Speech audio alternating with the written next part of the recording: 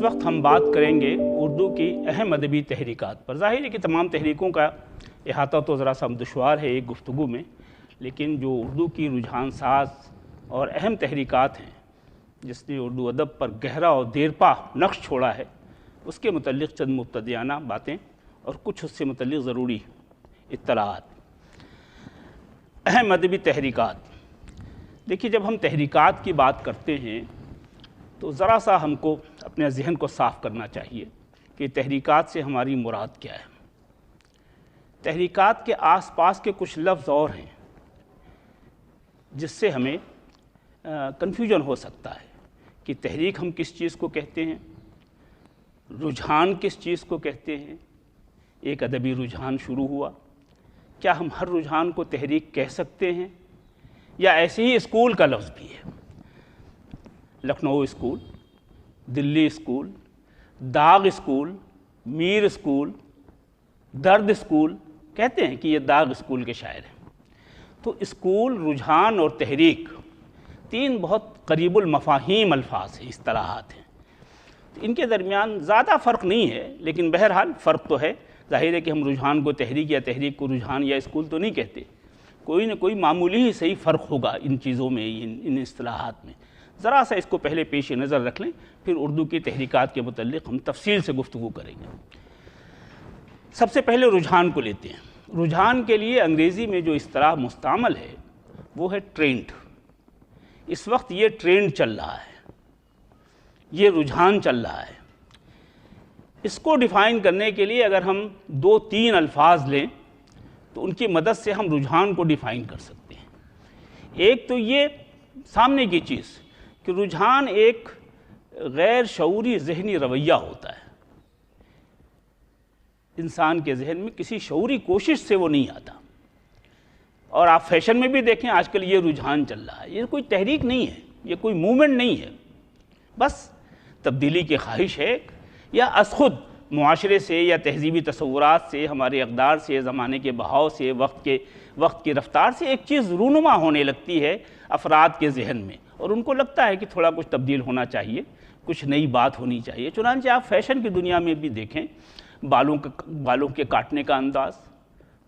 پتلون میں نئے نئے ڈیزائن نکالنا، شرٹ میں نئی نئی ترکیبیں پیدا کرنا، تو لباس سے لے کر کے کھانے پینے تک ایک نیا رجحان چل رہا ہے۔ اس کو ہم تحریک سے عبارت نہیں کریں گے، تحریک کا نام نہیں دیں گے کہ یہ ایک تحریک چل رہی ہے۔ تو یہ سمجھ میں آیا کہ رجحان ایک طرح کا ذہنی رویہ ہے جو چند افراد میں پایا جاتا ہے، نہیں پورا، ضروری نہیں پورا معاشرہ یا پوری سوسائٹی اس میں مبتلا ہو، یا اسی پر گامزن ہو جائے، یا اسی پہ چل پڑے۔ تو پہلی چیز تو رجحان کے سلسلے میں یہ ہے کہ یہ ایک غیر شعوری ذہنی رویہ ہے جس میں کسی منصوبہ بندی کو دخل نہیں ہوتا کہ منصوبہ بنا کر کے یہ کام شروع کیا جا رہا ہے، کوئی پلاننگ ہو رہی ہے اس کے لیے کہ اب ہیئر اسٹائل ایسے چلے گا، یا یہ کہ الفاظ فلاں استعمال کیے جائیں گے شعر و ادب کے حوالے سے، یا فلاں طرح کے مضامین لکھے جائیں گے، یا فلاں طرح کی کہانیاں لکھی جائیں گی، یا شعر میں اس کا اہتمام و التزام۔ بس ایک ذہنی رو ہوتی ہے جو غیر ارادی ہوتی ہے اور غیر منصوبہ بند طریقے سے شروع ہوتی ہے۔ اس میں تشہیر کے عناصر بھی نہیں ہوتے، یہ ایک فرد یا مختلف افراد میں یکساں طور پہ پایا جا سکتا ہے۔ تو اس میں وہ شدت اور وہ ہمگیری نہیں ہوتی جو مثلاً تحریک میں ہوتی ہے۔ تو ہمگیری کی کمی ہوتی ہے، اور دوسرے شدت نہیں ہوتی اس میں، وہ تنتنا نہیں ہوتا، وہ جوش نہیں ہوتا۔ تو یہ اس سطح پر یہ جو تبدیلی ہوتی ہے، یہ رجحان سے تعبیر کرتے ہیں اس کو۔ اسی سے قریب کا ایک لفظ ہے دبستان۔ ادبی دبستان ہم اردو میں استعمال بھی کرتے ہیں، دو ادبی دبستان، لکھنؤ کا دبستان شاعری، دلی کا دبستان شاعری۔ اب تو گیا رامپور کے متعلق بھی کہتے ہیں کہ رامپور کا دبستان شاعری یا دبستان ادب۔ تو دبستان بھی ایک ہے۔ اسی طرح سے شہروں کے نام شہروں کے نام پر دبستان کو پکارنے کے ساتھ ساتھ افراد کے نام پہ بھی کہتے ہیں، داغ کا دبستان، میر کا دبستان، یا غالب کے دبستان کا شاعر معلوم ہوتا ہے، غالب کے رنگ کا شعر کہہ رہا ہے۔ تو ایک لفظ ہے دبستان۔ دیکھیے، دبستان کا لفظ جب ہم استعمال کرتے ہیں وہ رجحان سے قدرے مختلف ہے۔ دبستان یا اسکول جس کو انگریزی میں کہتے ہیں، اسکول کے تصور ہی سے استاد اور شاگرد کا تصور پیدا ہونے لگتا ہے۔ اس کا مطلب یہ ہوتا ہے کہ اس میں کوئی شخص ہے جس کی حیثیت مرکزی ہے، رجحان میں کسی شخص کی حیثیت مرکزی نہیں ہوتی، نہ کسی کی پیروی مقصود ہوتی، بس ہمارا بھی دل چاہ رہا ہے اس طرح سے شعر کہنے کا، اس طرح کے الفاظ استعمال کرنے کا، یا کلاسیکی یا پرانی روایت سے ہٹ کر کے کچھ کہنے کا، تو اس کے لیے ہم نے گویا وہ ایک طریقہ اختیار کیا۔ دبستان میں کوئی نہ کوئی ایک قائد کا یا ایک مرکزی حیثیت کا یا ایک مرکزی شخص کا تصور ہوتا ہے، مثلا داغ کا دبستان، تو اس میں داغ کو ایک مرکزی حیثیت حاصل ہے۔ میر کا دبستان ہے، یہ میر کے دبستان کے شاعر معلوم ہوتے ہیں، تو اس میں مرکزی حیثیت ایک شخص کو حاصل ہوتی ہے۔ دونوں صورتیں ہوتی ہیں اسکول میں، شہروں کے نام لندن اسکول آف اکنامکس، تو یہ اسکول یا دبستان، یا یہ کہ کسی اور شہر کے نام پر پڑ جاتا ہے، دبستان کی اصطلاح استعمال ہونے لگتی ہے، افراد کے نام پر بھی ہوتی ہے۔ تو دبستان کا تعلق دراصل خاص طرح کے قواعد اور ضوابط سے ہوتا ہے کہ کس طرح کی لفظیات میر نے استعمال کی، زبان کے تئیں کیا رویہ تھا داغ کیسے شعر کہتے تھے، کس طرح کی زبان استعمال کرتے تھے، کن مضامین کو ترجیح دیتے تھے۔ تو ایک خاص طرح کی کیفیت جو پیدا ہوتی تھی داغ کے اشعار سے، اگر اس کیفیت کی پیروی شروع کر دے چند لوگ، تو وہ اس دبستان، مثلا ناسخ کا دبستان ناسخ کے خیال ہے، ناسخ کے رنگ میں، ناسخ کے انداز میں شعر کہہ رہے ہیں، یا آتش کا دبستان، آتش کے ماننے والے، آتش کے پیرو، وہ کیفیت یا وہ الفاظ جو مثلا آتش نے استعمال کیے ہیں یا ناسخ نے استعمال کیے ہیں، اگر ان کی پیروی چند افراد کرنے لگیں ان اصول و ضوابط کی، جن کے یہ مرکزی افراد یا مرکزی اشخاص جن کا استعمال کرتے ہیں، تو وہ اس دبستان سے متعلق ہو جاتے ہیں۔ تو دبستان میں بنیادی چیز یہ ہوتی ہے کہ چند مخصوص قواعد ہوتے ہیں اور ان کی پیروی ہوتی ہے، اس کا ایک بانی ہوتا ہے یا ایک استاد ہوتا ہے جس کی حیثیت مرکزی ہوتی ہے۔ یہ رجحان میں بھی نہیں ہوتا اور یہ تحریک میں بھی نہیں ہوتا، لیکن یہ رجحان سے قدرے بڑا اور ہمگیر ہوتا ہے۔ رجحان تو بس افراد پہ مشتمل ہوتا ہے اور اس کی کوئی منصوبہ بندی نہیں ہوتی، پہلے سے طے شدہ کوئی بات نہیں ہوتی۔ اب آئیے اس پر جو ہمارا اصل موضوع ہے، تحریک۔ تحریک کے لیے انگریزی میں ہم موومنٹ کا لفظ استعمال کرتے ہیں۔ یہ ذرا سا پچھلی دو چیزوں کے مقابلے میں، یہ دونوں اصطلاحوں کے مقابلے میں، دبستان اور رجحان دونوں کے مقابلے میں اس میں شدت زیادہ ہوتی ہے۔ یہ ایک توانا موومنٹ ہوتا ہے، اس کے بہاؤ میں ایک شدت ہوتی ہے، ایک جوش ہوتا ہے، اور یہ ذرا سا منصوبہ بند طریقے سے ہوتا ہے۔ تحریک کے پیش نظر کچھ مقاصد ہوتے ہیں جو جو اسکول میں نہیں ہوتے یا رجحان میں نہیں ہوتے۔ کوئی مقصد نہیں رجحان میں پیش نظر ہوتا ہے کہ اس مقصد سے ہم یہ شعر کہہ رہے ہیں یا اس مقصد سے ہم یہ بات کہہ رہے ہیں، اس مقصد سے یہ کہانی لکھ رہے ہیں۔ تحریک میں مقاصد طے ہوتے ہیں، اس کا ایک دستور العمل ہوتا ہے، اس کا ایک دستور العمل ہوتا ہے تحریک کا، اس کے چند مقاصد ہوتے ہیں، مقصد کی موجودگی اس میں ضروری ہوتی ہے، اس کے لیے ایک خاص طرح کی جد و جہد بھی ہوتی ہے، کوشش کی جاتی ہے۔ جیسے کہ ہمارے سامنے دو بڑی تحریکیں ہیں، سر سید تحریک اور ترقی پسند تحریک، یہ دونوں تحریکیں اور ان کے افراد ہمارے پیش نظر ہوں تو ہم کو محسوس ہوگا کہ اس کے لیے ایک شعوری کوشش ہو رہی ہے، اس کا ایک لائحہ عمل ہے، اور اس میں تبلیغ اور تشہیر بھی مقصود ہے، ایک جد و جہد بھی ہو رہی ہے۔ تو ایک خاص طرح کی مخصوص فکر کی اشاعت جن ادبی رویوں پر، جن ادبی صورتحال پر جن کے پیش نظر ہوتی، ان کو ہم تحریک کہتے ہیں۔ اس میں ایک شدت ہوتی ہے، ایک ہمہ گیری ہوتی ہے، ایک منصوبہ بند طریقہ کار ہوتا ہے، اور اس کے چند مقاصد ہوتے ہیں۔ چنانچہ علی گڑھ تحریک کے مقاصد بیان کیے جاتے ہیں، ترقی پسند تحریک کے مقاصد بیان کیے جاتے ہیں۔ اسکول کے مقاصد نہیں ہوتے، رجحان کے مقاصد نہیں ہوتے، نہ اتنی منصوبہ بند طریقے سے ہوتی ہے۔ تو میرے خیال سے اب ہم کو اتنی بات تو سمجھ لینی چاہیے کہ تحریک کا دائرہ کار ان دونوں اصطلاحوں کے مقابلے میں، یعنی دبستان اور رجحان کے مقابلے میں زیادہ وسیع ہوتا ہے، اور اس میں ذرا سا ایک نوع کی شدت ہوتی ہے، اور اس کی تھوڑا پرشور ہوتا ہے، اور اس میں جد و جہد بھی شامل ہوتی ہے۔ یہ ہے گویا تحریک۔ اس حوالے سے اگر ہم دیکھیں تو اردو کی جو اہم ادبی تحریکات ہیں، اس میں سب سے پہلے ہماری نظر جو ہے وہ ایہام گوئی کی تحریک پہ ٹھہرتی ہے۔ یہ دلی کے دور اول کے شعراء کی یہاں پائی جاتی تھی، جس میں بہت اہم نام جو تھے وہ آبرو کا تھا، شاہ مبارک آبرو، مضمون، فائز، یہ نام ہے اس زمانے کے، جس کو دور اول کی شاعری سے ہم تعبیر کرتے ہیں۔ ان کے ہاں ایہام گوئی ملتی تھی۔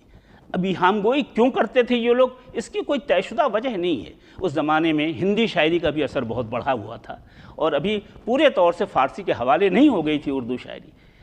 پورے طور سے اس کو فارسی کے اثرات، اس کی تراکیب اور اس کے استعارے ابھی یہاں نہیں آ پائے تھے۔ تو ہندی شاعری سے، مثلا بہاری سے یا اور دوسرے جو دوہے کہنے والے لوگ تھے اس زمانے میں، تو دوہوں میں خاص طور سے ایہام کا بہت استعمال ہوتا تھا۔ اس کو ہندی والے شلیش النکار بھی کہتے تھے، یعنی ایک لفظ دو معنی دے رہا ہو اور دونوں معنی چسپاں ہو رہے ہوں شاعری میں یا مصرے میں، تو اسی کو ایہام کہتے ہیں، اور اس کو بڑا کمال سمجھا جاتا تھا۔ یہ ایک طریقے سے جس کو آپ کہہ لیں کہ خیال افروزی کی بات سمجھی جاتی تھی، کہ اس کے ہاں خیال جو ہے وہ بہت ہی ورسٹائل ہے، ایک لفظ استعمال کر کے ایسے محل پہ استعمال کر کے کہ جس سے معنی کی دونوں جہتیں کھل رہی ہوں، یا اس لفظ کے ایک لفظ دو معنی دے رہا ہو اور دونوں اپنے سیاق و سباق میں مناسب بھی ہو، تو ذرا سا مشکل ہوتا تھا۔ تو اس کو آپ چاہیں تو کہہ سکتے ہیں کہ تھوڑا اپنی قادر الکلامی، اپنی استادی اور اپنی قدرت کلام جس کو آپ کہہ لیں، اس کے اظہار کے لیے یہ تحریک شروع ہوئی، اور تھوڑا اس میں ہندی کا بھی اثر تو فارسی والوں کے ہمیں ملتی ہے اس طرح کی چیز، ایہام گوئی کی روایت ان کے ہاں بھی موجود تھی، مگر مقامی سطح پہ ہم یہ کہہ سکتے ہیں کہ ہندی کا اثر زیادہ تھا، خاص طور سے ہندی میں جو دوہے کہے جا رہے تھے اس میں شلیش النکار کا استعمال ہوتا تھا۔ اس سے بھی متاثر ہو کر کے اپنی قدرت کلام کا ثبوت دینے کے لیے اس زمانے کے شعراء نے، جس میں مضمون فائز شاہ مبارک آبرو وغیرہ تھے، ان لوگوں نے خاص طور سے اس کو اس رجحان کو تھوڑا سا شدت سے استعمال کیا۔ مثال کے طور پر میں ایہام گوئی کے دو شعر آپ کو سناتا ہوں، اور دیکھیے کہ کس طریقے سے اس لفظ کو چسپاں کیا گیا ہے اپنے سیاق و سباق میں۔ خوباں کو جانتا تھا گرمی کریں گے مجھ سوں، معشوقوں کے بارے میں مجھے تو یہ پہلے معلوم تھا کہ یہ مجھ سے گرمی سے پیش آئیں گے۔ دل سرد ہو گیا ہے جب سے پڑا ہے پالا، اب یہ پالا کا لفظ دیکھیں آپ، جب سے پڑا ہے پالا، پالا بمانا ٹھنڈک اور پالا بمانا سابقہ، جب سے ان کا سابقہ ہم کو پڑا ہے تب سے ہم کو یہ معلوم ہو گیا کہ یہ رویہ ان کا ہمارے ساتھ ہوگا۔ اور پالا پڑنا بمانا ٹھنڈک، اور سرد ہو گیا کی مناسبت سے پالا آ رہا ہے، دل سرد ہو گیا ہے جب سوں پڑا ہے پالا۔ یہ آبرو کا شعر ہے۔ ہنس ہاتھ کو پکڑنا کیا سحر ہے پیارے، پھونکا ہے تم نے منتر گویا کہ ہم کو چھو کر مانے ٹچ کر کے، اور چھو کر کے منتر مارا جاتا ہے۔ تو یہ چھو کر کا استعمال جو ہے ایک طرح کی ذہنی بالغی سمجھتے تھے وہ، کہ ذہن کتنا متحرک ہے کہ لفظ کو کیسے کیسے سیاق و سباق کے ساتھ استعمال، یہ گویا بہت پسند۔ میر نے بھی اس سلسلے میں ایک بہت اچھا شعر کہا تھا، اور اپنی شاعری کی خوبیوں کی طرف اشارہ کیا تھا اس میں انہوں نے، کہ بھائی میرے شعر تو لوگوں کو بہت پسند آ رہے ہیں، حالانکہ میں زمانے کے روش کے مطابق ایہام گوئی سے بہت دور ہوں، کیا جانے دل کو کھینچے ہیں کیوں شعر میر کے، کچھ ایسی طرز بھی نہیں ایہام بھی نہیں۔ ایہام بھی میں استعمال نہیں کر رہا ہوں، اور طرز میں بھی کوئی خاص بات نہیں ہے، الفاظ وہی ہیں، تراکیب وہی ہیں، تقریباً استعارے بھی وہی ہیں، لیکن لوگوں کو میرے شعر پسند کیوں آ رہے ہیں؟ ایک طریقے سے اپنی تعریف کے لیے انہوں نے یہ شعر کہا تھا، اپنے تعلیق کے طور پر یہ شعر کہا تھا، لیکن انکسار کے لہجے میں کہا تھا کہ میرے یہاں جو چیز روش عام کے مطابق ہونی چاہیے وہ چیزیں بھی نہیں ہیں۔ ایہام کے شعر بہت پسند کیے جاتے ہیں، میرے شعر میں تو ایہام بھی نہیں ہے۔ کیا جانے دل کو کھینچے ہیں کیوں شعر میر کے، کچھ ایسی طرز بھی نہیں ایہام بھی نہیں۔ تو یہ گویا ایک زمانہ تھا جس کو آپ کلاسیکی شاعری کا دور اول کہہ سکتے ہیں، یا دہلی میں شاعری کا دور اول کہہ سکتے ہیں۔ اس زمانے میں ایہام کا بہت چلن تھا، اور اس نے ایک تقریباً تحریک کی صورت اختیار کر لی تھی، یعنی اس قدر عام ہو گیا تھا۔ اس کے بعد جو ایک اہم موڑ، ایک سنگ میل ہمارے سامنے آتا ہے ایہام گوئی کے بعد، یا ایہام گوئی کا رجحان کہہ لیجئے، اس کے بعد جو چیز ہمارے سامنے آتی ہے وہ انجمن پنجاب لاہور۔ انجمن پنجاب لاہور یہ 1865 میں قائم ہوئی، اور پنڈت منپھول اس کے پہلے صدر منتخب ہوئے۔ یہ حکومت کے بہت قریب تھے، مسٹر لائٹنر تھے وہاں اس زمانے میں، GW لائٹنر، وہ لاہور کالج میں پرنسپل کے حیثیت سے آئے، اور ان کا چلایا ہوا یہ مومنٹ تھا کہ ایک ایسی انجمن قائم کی جائے، ایک ایسی تحریک شروع۔ اب دیکھیے یہاں منصوبہ بندی شروع ہو رہی ہے، ایک پلاننگ ہو رہی ہے، ایک شعوری کوشش ہو رہی ہے، ایک نصب العین طے کیا جا رہا ہے کہ ہم کو اس انجمن کو کس نہج پہ لے جانا ہے، کس سمت میں لے جانا ہے، اس کے اغراض و مقاصد کیا ہیں۔ یہی تحریک کی اساس ہے، اسی کو تحریک کہتے ہیں۔ کہ جہاں پہلے سے طے شدہ کوئی نصب العین ہو، منصوبہ بند طریقے سے کچھ کیا جائے شعر و ادب کے سلسلے میں، اور اس کا دائرہ ہمہ گیر ہو۔ تو مسٹر لائٹنر نے جو اس زمانے میں گویا پرنسپل تھے لاہور کالج کے، ان کی تحریک پر پنڈت منپھول کی صدارت میں ایک ادارہ قائم ہوا یا ایک تحریک شروع ہوئی جس کو انجمن پنجاب کہا جاتا ہے۔ اس زمانے میں مسٹر جی ڈبلیو لائٹنر جو تھے وہ لاہور کالج کے پرنسپل تھے، اور ان کی تحریک پر یہ انجمن قائم ہوئی تھی۔ ڈاکٹر لائٹنر کی تجویز پر محمد حسین آزاد کو انجمن کا سیکریٹری منتخب کیا 1867 میں۔ He became the secretary of that انجمن۔ انجمن قائم ہوئی 1865 میں، لیکن اس وقت محمد حسین آزاد اس کے سیکریٹری نہیں تھے، اس کے سیکریٹری کوئی اور صاحب تھے، صدر جو تھے اس کے وہ پنڈت منپھول تھے۔ 1867 میں محمد حسین آزاد کو جب انجمن کا سیکریٹری منتخب کیا گیا تو پھر اس کے بعد تو آزاد نے اس انجمن میں روح پھونک دی۔ اس کے مومنٹس، اس کے جلسے، اس کی ہمہ گیری، اس کی مقبولیت بہت تیزی سے بڑھنے لگی۔ شروع میں اس انجمن کا نام، جس کو ہم مختصر طور پر انجمن پنجاب کہتے ہیں، انجمن اشاعت مطالب مفیدہ رکھا گیا تھا۔ مختلف مسائل کے مختلف مفید مطالب کے لیے یہ انجمن قائم کی گئی تھی، لیکن درپردہ جو چیز تھی، جیسے فورٹ ولیم کالج کے سلسلے میں ہم کہتے ہیں کہ وہاں مقصد یہ تھا کہ انگریزی سیکھنے والوں کے لیے یا باہر سے آئے ہوئے انگریزوں کے لیے کچھ نئی چیزیں یا کچھ قصے کہانیاں ایسی ہوں جس سے وہ یہاں کی تہذیب و یہاں کی معاشرت سیکھ سکے۔ ویسے ہی اس انجمن کے متعلق یہ بات کہی جاتی ہے کہ جو ہمارے یہاں کلاسیکی شاعری کی روایت تھی اور یہاں جو موضوعات و وسائل اظہار تھے ان کو نیچر سے دور سمجھ کر کے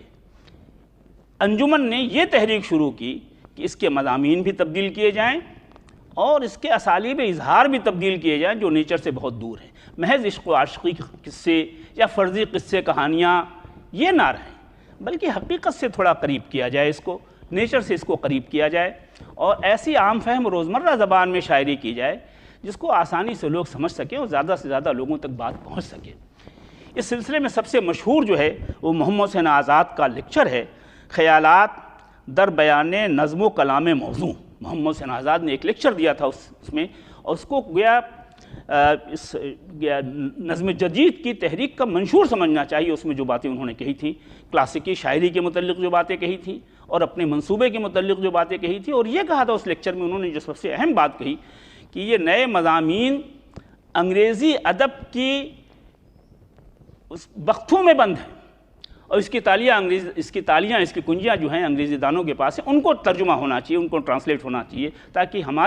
ہماری زبان کے بولنے والوں کو یہ اندازہ ہو کہ کیسے کیسے مضامین نیچر سے متعلق، فطرت سے متعلق، انسانی نیچر سے متعلق یہ نظم ہوئے ہیں انگریزوں کے ہاں اور کیسے مقبول ہوئے ہیں اور کیسے اچھے طریقے سے دل میں اترتے ہیں۔ تو اس طرح کی چیزیں شروع ہونی چاہیے، محض خیالی اور فرضی قصے کہانیاں نہ ہوں، عشق و محبت کی واردات کا محض بیان نہ ہو۔ تو ایک طریقے سے جو دھارا چلا آ رہا تھا شاعری کا ہمارے یہاں، اس کو انجمن پنجاب نے ایک لخت موڑنے کی کوشش کی، اور اس سلسلے میں محمد حسین آزاد کی نہ صرف اس لیکچر کو بلکہ جو مثنویاں انہوں نے اس میں انجمن پنجاب میں پڑھی، انہوں نے پڑھی، حالی نے پڑھی، دوسرے لوگوں نے پڑھی، بے شمار مثنویاں بھی پڑھی گئیں۔ وہ شب قدر کے متعلق ہے، رات کے متعلق ہے، برسات کے متعلق ہے، برکھا رخ کے متعلق ہے، اور گرمی کے متعلق ہے، صبح امید کے نام سے ہے۔ تو یہ سب چیزیں وہ جو تھیں جو انسان کی عملی زندگی سے متعلق تھیں اور انسان کے نیچر سے قریب تھیں، فطرت سے قریب تھیں اور باہر کے نیچر سے بھی متعلق تھیں۔ تو وہ چیزیں ہیں جن کی بنیاد حقائق پر تھی، سچی چیزوں پر تھی، فرضی چیزوں پر نہیں تھی، تخیلاتی چیزوں پہ نہیں تھی۔ یہ اس تحریک کا بڑا کارنامہ ہے کہ انجمن پنجاب کی نظم جدید کی اس تحریک نے محمد حسین آزاد اور ان کے ساتھیوں کی کاوش سے ایک ایسے مشاعرے کی بنیاد رکھی، ایک ایسی روایت کی بنیاد رکھی جس میں کلاسیکی طرز کی شاعری سے انحراف کرتے ہوئے ایک نئی طرح کی، اور اس میں سب سے بڑی بات یہ رکھی گئی جو عام طور سے نہیں تھی اس زمانے، اس وقت تک نہیں تھی، وہ یہ کہ پہلے یہ ہوتا تھا کہ مشاعرے میں مصرعے طرح دیے جاتے تھے مشاعرے کے لیے، اس مصرعے پر گرہ لگا کے لائیں یا غزل کہہ کے لائیں۔ تو اس میں یہ ہوتا تھا کہ اس وزن میں، اس بحر میں، اس قافیے میں لوگ غزلیں کہہ کر کے لے جاتے تھے۔ محمد حسین آزاد کی تحریک پر یہ ہوا کہ مصرعے طرح کے بجائے موضوعات دیے جائیں ان کو، کہ آپ رات پر ایک نظم کہہ کے لائیے، شب قدر پہ ایک نظم کہہ کے لائیے، برسات پہ ایک نظم کہہ کے لائیے، امید کی کیا قوت ہوتی ہے، کیسے امید کے سہارے آدمی چلتا اور زندہ رہتا، اس پر ایک نظم کہہ کے لے آئیے۔ تو موضوعات پر نظمیں کہنا یہ انجمن پنجاب نے شروع کیا، اور اس کو ذرا سا آپ تجزیہ کریں اور اس کی گہرائی میں جائیں تو اس میں ایک بڑا حکیمانہ پہلو بھی تھا، اور وہ حکیمانہ پہلو یہ تھا کہ جب آپ مصرع طرح طے کرتے ہیں اور شاعر سے کہتے ہیں کہ اس مصرع پر مصرع لگا کے لے آؤ، یا اس مصرع پر یا اس بحر میں اور اس ردیف و قافیے میں غزل کہہ کے لے آؤ، تو آپ اس کی حیت پر پابندی لگاتے ہیں اور آپ کے خیالات آزاد ہوتے ہیں۔ آپ جو چاہیں کہیں، عشق و محبت کی واردات کریں، فرضی قصے کہانیاں کہیں، بس پابندی آپ پر یہ ہے کہ اس حیت میں کہہ کے لے آئیں، اس زمین میں کہہ کے لے آئیں، اس ردیف و قافیے میں کہہ کے لے آئیں۔ مضمون یا عنوان طے کرنے سے نظم کے یہ ہوا کہ اب آپ کے خیالات پابند ہو گئے، حیت آزاد ہے، جس حیت میں چاہیں آپ مثنوی کہیں وہ ہمارے لیے قابل قبول، لیکن مضمون طے ہے کہ رات کے متعلق ہونا چاہیے، امید کے متعلق ہونا چاہیے، گرمی کے متعلق ہونا چاہیے۔ تو یہ ایک بہت بڑے منصوبے کا حصہ تھا کہ شاعروں کے خیالات پر قطعاً عائد کی جائے، حیت میں آزاد ان کو چھوڑ دیا جائے، جبکہ اس سے پہلے مشاعروں میں یہ ہوتا تھا کہ خیالات آزاد ہوتے تھے، حیت پر پابندی لگائی جاتی تھی۔ یہ بہت بنیادی اور کلیدی نوعیت کی ایک تبدیلی تھی جو انجمن پنجاب سے شروع ہوئی، اور یہ ایک سنگ میل کی حیثیت رکھتی ہے ہماری ادبی تاریخ میں۔ تیسری بڑی تحریک جو ہمارے سامنے آتی ہے وہ علی گڑھ تحریک ہے۔ ظاہر ہے کہ ایک ہمہ گیر تحریک تھی، اس کو آپ یہ بھی نہیں کہہ سکتے کہ یہ محض ادبی تحریک تھی، اس کو یہ بھی نہیں کہہ سکتے کہ یہ ایک سیاسی تحریک تھی۔ یہ ایک ہمہ گیر نوعیت کی تحریک تھی، جس کو آپ سیاسی بھی کہہ سکتے ہیں، بلکہ سیاسی بھی تھی، ادبی بھی تھی، تہذیبی بھی تھی، سماجی اصلاح کی بھی تحریک تھی، تعلیمی اصلاح کی بھی تحریک تھی۔ تو اس کی جو ہمہ گیری ہے، اس کا جو ڈائمنشن ہے وہ بہت پھیلا ہوا ہے۔ اس لیے یہ اردو ادب کی تاریخ میں ایک بہت بڑی تحریک ہے جس کی جہتیں بہت ہیں، بہت متعدد جہتیں ہیں، اور اس کی بنیاد یہ تھی کہ جو ایک خاص طرح کا اضمحلال یا افسردگی سن 57 کے بعد قوم میں پیدا ہو گیا تھا، اس اضمحلال اور اس ناکامی کی کیفیت سے یا ناکامی کے احساس کی کیفیت سے پوری قوم کو نکالنا تھا۔ اس کے لیے جن شعبوں میں اصلاح کی ضرورت تھی، جہاں سے ایک خاص طرح کی خود اعتمادی اور کانفیڈنس پیدا ہو سکتا تھا قوم میں، اس کے لیے سر سید نے کوشش کی، منصوبے بنائے، اس کا طریقہ کار طے کیا، مقاصد طے کیے۔ اسی لیے کہتے ہیں کہ یہ ایک تحریک تھی، اس کو محض اسکول یا رجحان نہیں کہا جا سکتا۔ اس کا ایک منصوبہ تھا، اس کے مقاصد تھے، اس میں ایک طرح کا پرشور بلکہ پرزور جد و جہد تھی، اور بہت سے لوگ اس تحریک سے انہی مقاصد کے ساتھ جڑ بھی گئے تھے۔ حالی ہیں، شبلی ہیں، محسن الملک ہیں، ڈپٹی نذیر احمد ہیں۔ تو اس تحریک کو آپ ایک طریقے سے یہ کہہ سکتے ہیں کہ اتنی ہمہ گیر تحریک شاید ہمارے ہاں اردو ادب کی تاریخ میں نہیں ہے جتنی ہمہ گیری اور جتنی کثیر الابعاد یہ تحریک تھی سر سید والی۔ اس نے بھی کوشش یہی کی کہ محض عشق و محبت کے قصوں سے نکل کر، اب وقت اس کا نہیں ہے کہ عشق و محبت کے قصے دہرائے جائیں اور ان خیالات پر شاعری کی یا ادب کی بنیاد رکھی جائے جو تخیلاتی ہیں۔ مثلا داستان، اس تحریک میں ادب کے نقطۂ نظر سے بہت بڑا کنٹریبیوشن ڈپٹی نذیر احمد کا ہے کہ انہوں نے داستان سے آگے بڑھا کر کے قصے کہانی کی روایت کو ناولوں تک پہنچایا، جس کے افراد، جس کے واقعات، جس کے کردار، جس کے مقاصد، ساری چیزیں جو ہیں وہ ہماری حقیقی زندگی کے آس پاس کی محسوس ہوتی ہیں۔ میرات العروس کو کہتے ہیں کہ یہ اردو کا پہلا ناول ہے جس میں کردار اور واقعات ایسے ہیں جو فرضی اور خیالی نہیں ہیں، نہ مسائل وہ ہیں جو فرضی یا خیالی ہوں، محض ہمارے امیجنیشن کا نتیجہ ہوں، جیسا کہ داستانوں میں عام طور سے ہوتا تھا۔ ایسے ہی علمی سطح پر جو اب تک مدارس میں درس و تدریس کا سلسلہ تھا، سر سید نے یہ بات کہی کہ جو تعلیم یا جو نصاب تعلیم ہمارے عہد کی اور وقت کی ضرورتوں کو نہ پورا کرے، اس میں اور جہالت میں کوئی فرق نہیں ہے۔ تو وہ زمانہ گیا جب فلسفہ یونان کی تردید کے لیے آپ نئے نئے فلسفے بناتے تھے اور علم الکلام کے مباحث چھیڑتے تھے۔ علم الکلام سے اب نیا زمانہ جس میں فزکس ہے، ایسٹرولوجی ہے، کیمسٹری ہے، ان سب چیزوں کو آپ اپنے علم الکلام سے نہیں دفاع کر سکتے، خود اپنے مذہب کا دفاع نہیں کر سکتے ان چیزوں سے آپ۔ ضرورت اس بات کی تھی کہ نئے علوم جو عصری علوم کہے جاتے ہیں، فزکس ہے، کیمسٹری ہے، میتھمیٹکس ہے، سوسیالوجی ہے، جغرافیہ ہے، ان سب چیزوں کی طرف توجہ دینے کی۔ تو گویا تعلیم کا جو تصور تھا، ایسے سماج میں جو خرابیاں گھر کر گئی تھی ان سے نہیں۔ اور سب سے بڑا کام تو جس کی طرف کم توجہ دی جاتی ہے اس سر سید کا اصول تفسیر تھا۔ جو تفسیر لکھی ہے سر سید نے، اس کو مطلب عجیب و غریب بات ہے، بعد میں اس کی بہت سے لوگوں نے پیروی بھی کی ہے، عقلیت پسندی کی ہے کہ ہر چیز کو محض عقیدے کے خانے میں ڈال کر کے اس سے دستبردار ہونے کی ضرورت نہیں ہے، بلکہ جو ہمارے عقائد ہیں، جو واقعات ہمارے مذہب میں قرآن میں نقل ہوئے ہیں، ان کی عقلی توجیہ و تعبیر۔ یہ کہنا کہ یہ عقل کے بالکل خلاف ہیں یا عقل میں آتے ہی نہیں ہیں یا بھائی ان پہ گفتگو نہیں کی جا سکتی، سر سید نے اس کو روکا، کہا نہیں، وہ کوئی چیز ایسی نہیں ہے ہمارے یہاں مذہب میں جس کو ہم عقل سے سمجھ نہ سکیں۔ چنانچہ معجزات کے متعلق ان کا ایک اپنا اسٹینڈ ہوتا ہے، انبیاء سے متعلق جو واقعات ہیں اس کے متعلق اس کی عقلی توجیہ و تعبیر وہ پیش کرتے ہیں۔ یہ بہت بڑا کام تھا۔ تبیین الکلام لکھی انہوں نے تاکہ وہ برسر اقتدار طبقے کے ساتھ جو ایک منافرت کی فضا قائم ہو گئی تھی عیسائیوں کے ساتھ، اس کو دور کیا جائے اور یہ دکھایا جائے کہ کیا مشترک قدریں ہیں جو عیسائیوں میں اور مسلمانوں میں پائی جاتی ہیں۔ یہ جو ایک منافرت کی وجہ سے ایک دوری پیدا ہو گئی تھی، جس کی وجہ سے معاشی تنگی اور جس کو آپ کہہ لیجیے مفلوق الحالی تک کی نوبت آ گئی تھی مسلمانوں کے لیے، اس کو کیسے دور کیا جائے۔ تو اس کے لیے بنیادی چیز یہ تھی، یہ جو منافرت کی فضا ہے برسر اقتدار طبقے سے یا حکمراں طبقے سے، اس منافرت کو کم سے کم کیا جائے۔ تبیین الکلام اور یہ کیا جو حکم ہے احکام تعام مع اہل کتاب، اہل کتاب کے ساتھ کھانا پینا کیا جا سکتا ہے کہ نہیں، یعنی وہ مشترک قدریں انہوں نے تلاش کی سر سید نے جو عیسائیت کو اور اسلام کو قریب کرتی تھی۔ اس پہ بہت کام کیا ہے سر سید نے، اس پہلو پہ بھی الگ سے کام کرنے کی ضرورت ہے۔ علی گڑھ تحریک کے بعد دو تحریکات ہمارے شعر و ادب میں بہت اہمیت کے حامل ہیں، ایک تو ترقی پسند تحریک اور دوسری جدیدیت کی تحریک۔ ترقی پسند تحریک کا جو مقصد تھا وہ یہ تھا کہ ایک خاص طرح کے نظریے کے تحت، ایک خاص طرح کے پولیٹیکل نظریے کے تحت ادب کی تشکیل کی جائے اور ادب کی تعمیر کی جائے۔ اس کو بھی ہم تحریک اسی لیے کہتے ہیں کہ اس کا ایک منشور تھا، اس کا ایک نصب العین تھا، اس کے چند مقاصد تھے اور چند لوگ شعوری جد و جہد کے ساتھ اس تحریک میں لگے ہوئے تھے اور ادب کو ایک خاص سمت میں لے جانا چاہتے تھے۔ اسی لیے یہ تحریک کی ڈیفینیشن میں آتا بھی ہے، ترقی پسند تحریک ایک جامع اور ہماگیر تحریک تھی، کیونکہ یہ تحریک ہونے کی تمام شرائط کو پورا کرتی ہے۔ اس تحریک میں بھی افادی اور مقصدی ادب تو تھا، جیسا کہ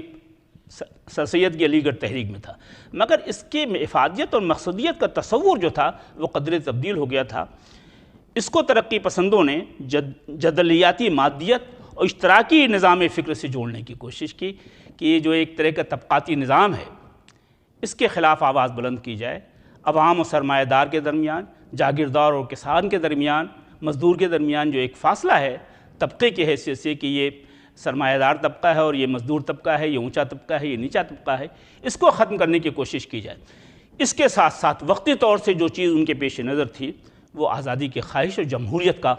نظام قائم کرنا تھا۔ انگریزوں کے خلاف بہت لکھا ہے، بہت کام کیا ہے ترقی پسند تحریک نے، اس کے نثر کے لکھنے والوں نے بھی اور اس کے شاعروں نے بھی۔ جذبی ہے، کیفی اعظمی ہیں، مخدوم محی الدین ہیں، سردار جعفری ہیں، ان کی شاعری، جوش ملیح آبادی، فیض سب سے بڑا نام اس میں تحریک کا ہے۔ ان لوگوں کی شاعری آپ پڑھیے تو آپ کو گویا ایک حریت اور آزادی کا جذبہ جو ہے ان شاعروں کے ہاں بہت ملے گا۔ تو ان کا بڑا کارنامہ یہ ہے کہ انہوں نے انگریزوں سے ملک کو آزاد کرانے میں بہت اہم رول ادا کیا ہے اور بہت کام کیا ہے۔ مختلف نظمیں، غزلیں، کہانیاں، کرش چندر کی کہانیاں آپ پڑھیے، عصمت چغتائی کی کہانیاں آپ پڑھیے، تو کہانی کی فکشن کے فیلڈ میں بھی اور شاعری کی فیلڈ میں بھی ترقی پسند تحریک کا بڑا کارنامہ ہے۔ اس میں لکھنے والوں میں یا جو تنقید لکھتے تھے یا جن کو آپ نظریہ ساز کہہ سکتے ہیں، اس نظریے کو ایک خاص شکل دینے میں اختر حسین رائے پوری، احتشام حسین، سجاد ظہیر اور علی سردار جعفری کا نام بہت، مجنوں صاحب بھی اس میں بہت آگے تھے۔ ادب اور زندگی ان کی کتاب بہت مشہور ہوئی۔ ترقی پسند تحریک سے وابستہ شعراء میں مجاز کا، مخدوم محی الدین کا، فیض احمد فیض کا نام بہت اہم اور بہت نمایاں ہے۔ اور فیض تو بہت ہی مقبول شاعر تھا۔ مجھ سے پہلی سی محبت، بہت مشہور نظم ہے، مجھ سے پہلی سی محبت میرے محبوب نہ مانگ۔ کیوں؟ اس لیے کہ اب ہمارا موقف تبدیل ہو چکا ہے۔ اب بھی تیرا حسن بہت اچھا ہے، لیکن لوٹ جاتی ہے ادھر کو بھی نظر کیا کہیے کہ عوام پریشان ہیں، فاقہ مست ہیں، مفلوک الحالی ہے، ان کا زخم ہے، ان کا دکھ ہے۔ تو یہ گویا ترقی پسند تحریک کے بعد بہت بڑی تحریک تھی ہمارے یہاں، جس کے اثرات اب بھی دیکھے جا سکتے ہیں کسی نہ کسی شکل میں، اور ادب میں ایک بڑا سرمایہ ایسا ہے جو ہمیشہ یاد رکھا جائے گا، خاص طور سے فیض کی شاعری ہے، فکشن میں کرش چندر کی کہانیاں ہیں، عصمت چغتائی کی کہانیاں ہیں، یہ ہمیشہ یاد رکھی جائیں گی۔ اب آخری تحریک جو ہماری معاصر اور کنٹمپروری تحریک کہی جا سکتی ہے وہ جدیدیت کی تحریک ہے۔ تقسیم ہند کے بعد نئی نسل نے ایک عجیب طرح کی زندگی دیکھی اپنے ارد گرد، جو خونریزی ہوئی ہے اور جس طرح کا زیاں ہوا ہے، اور انسان کا دشمن ہو گیا ہے تقسیم ہند کے موقع پر، اور جس طریقے سے اخلاقی اقدار کا اور اجتماعیت کا زوال ہوا ہے، اس سے اجتماعیت پر اور اخلاقی اقدار پر سے نئی نسل کا اعتبار اٹھ گیا ہے۔ چنانچہ ایک خاص طرح کی مردم بیزاری آپ کہہ لیں، سماج سے بیزاری کہہ لیں، تنہائی کا احساس، زیاں کا احساس اور اجنبیت کا احساس، یہ نئے ادب کا بنیادی تصور بن کر ایک گیا ہے۔ اس میں خاص طور سے جو وجودیت کا فلسفہ اس زمانے میں سامنے آیا اردو والوں کے سامنے، تو وجودیت کے جو بنیادی مسائل تھے، بنیادی تصورات تھے، اس سے بھی جدیدیت کی تحریک نے بہت استفادہ کیا۔ انسانی وجود کے مسائل، انسانی وجود کے کیا بنیادی مسائل ہیں سماجی مسائل سے الگ ہٹ کر کے، تو ایک تو انفرادیت پہ اصرار بڑھا ہے اجتماعیت کے بجائے، اور دوسرے جو ذاتی مسائل تھے فرد کے اور روحانی خلا کے، اس پر بہت اصرار کیا ہے جدیدیت نے۔ چنانچہ شبخون جب 1966 میں الہ آباد سے شائع ہونا شروع ہوا تو اس کے رویے بہت تیزی سے پھیلے، اور بہت تیزی سے لوگوں نے اس کو قبول کیا، اور بہت سے لوگ، بہت سے شاعر، ادیب اور نقاد اس تحریک سے وابستہ ہو گئے، اور اس میں گویا سرخیل کا کام یا قائد کا کام ہمارے شمس الرحمن فاروقی نے ادا کیا، اس کی باقاعدہ تنظیم کی، اس کا منشور مرتب کیا، اور یہ بتایا کہ جدیدیت کیا ہے اور کن چیزوں سے عبارت ہے۔ اس میں موضوعات کی سطح پر بھی اور پیرائے اظہار کی سطح پر بھی بعض چیزیں بہت نمایاں ہو گئی۔ موضوعات پہ میں نے آپ سے عرض کیا کہ تنہائی کا احساس، اجنبیت کا احساس، بیگانگی کا احساس، زیاں کا احساس، دو نیم شخصیت کا احساس، یہ اس کے بہت پسندیدہ موضوعات تھے جدیدیت کے۔ اسالیب اظہار میں بھی پرانے طریقوں سے بہت انحراف کیا گیا، اور نئی لفظیات کے ساتھ یہ تحریک آگے بڑھی، اور نئے شاعروں نے اس طرح کی اس تحریک کو بالکل نئے پیرائے میں اور نئے اسلوب میں بیان کرنے کی کوشش کی۔ اس میں ایک طرح کی انتہا پسندی بھی تھی۔ شروع میں جب اس تحریک کا آغاز ہوا تو ابتدائی زمانے میں جو انتہا پسندی تھی وہ بعض دفعے بہت مبہم ہو گئی تھی، اس کے سمجھنے میں دقت ہوتی تھی۔ تو پہلے دور کے شاعروں میں بہت نمایاں نام عادل منصوری، ظفر اقبال، احمد حبیش اور افتخار جالب کا تھا، جن کی نظمیں آج بھی سمجھ میں نہیں آتی۔ لیکن ظاہر ہے کہ جیسا ہر تحریک کے ساتھ ہوتا ہے کہ شروع میں یک گنا انتہا پسندی ہوتی ہے، لیکن رفتہ رفتہ اس میں ایک اعتدال پیدا ہو جاتا ہے اور اس تحریک کی خوبیاں سامنے آنے لگتی ہیں۔ اس طرح کی اعتدال پسندی کی بہترین مثال ہمارے ہاں ناصر کاظمی، محمد علوی، مجید امجد، منیر نیازی، شہریار اور رمی خنفی کے ہاں آپ کو دیکھنے کو مل جائے گی۔ ان کے ہاں نہ وہ ابہام ہے نہ ترسیل کے وہ مسائل ہیں۔ تو یہ ایک بڑی تحریک تھی جو اب بھی کسی نہ کسی شکل میں زندہ ہے، لیکن ان کے ہاں جو انتہا پسندی تھی، جیسے یہ شعر بہت مشہور ہوا ندا فاضلی کا، سورج کو چونچ میں لیے مرغا کھڑا رہا، کھڑکی کے پردے کھینچ دیے رات ہو گئی۔ اب اس طرح کے شعر نہیں کہے جاتے جدیدیت میں۔ وہ انتہا پسندی کا ایک زمانہ ہوتا ہے، ایک خاص طرح کا جوش ہوتا ہے، اس میں بہت مبالغے سے آدمی کام لینے لگتا ہے۔ اعتدال پیدا ہوا ہے ناصر کاظمی کے ہاں، بانی کے ہاں، منیر نیازی، شہریار اور رمی خنفی کے ہاں۔ اس تحریک کی شناخت یہ ہے کہ فرد کی اہمیت اور ذات کی تلاش اور ٹیکنالوجی سے پیدا ہونے والے مسائل کے خلاف اس شاعری کے ہاں موضوعات کا ایک انبار موجود ہے، اس کو دیکھنا اور سمجھنا چاہیے۔ اس طرح سے بنیادی بات یہ ہے کہ ذہنی رویے جب تبدیل ہوتے ہیں، اور یہ ایک فطری اور نیچرل عمل ہے، وقت کے ساتھ ساتھ رویے تبدیل ہوتے ہیں، نئے تصورات آتے ہیں، فلسفیانہ تصورات کے ساتھ نئے تصورات آتے ہیں، ادب میں ان کی شمولیت ہوتی ہے، پرانے پیرائے اظہار ازکار رفتہ ہو جاتے ہیں، ان میں ایک خاص طرح کی خشکی پیدا ہو جاتی ہے، ان کی گویا ان میں جو کیفیت ہوتی ہے دھاردار ہونے کی وہ کند پڑ جاتی ہے۔ تو نئی لفظیات کی بھی ضرورت پڑتی ہے، نئے میٹافرز کی بھی ضرورت پڑتی ہے، نئے سمبلز کی بھی ضرورت پڑتی ہے، اور یہ وقت کے ساتھ ساتھ یہ نہیں کہ یہ سفر یہیں ختم ہو گیا ہے، اس کے بعد بھی تحریکات کا سلسلہ جاری رہے گا۔ چنانچہ پس ساختیات اور اس طرح کی چیزیں اب ہمارے سامنے آنے لگی ہیں۔ تحریکات ہماری ادبی تاریخ کا اہم حصہ ہیں، اور ہمارے ادب میں پیش آنے والے جو مختلف موڑ ہیں، جو سنگ میل ہیں، ان کی بہترین نمائندگی کرتے ہیں۔ ان کی روشنی میں ہم اپنے ادب کو سمجھ سکتے ہیں، اور اس زمانے میں جو ادب تخلیق ہوا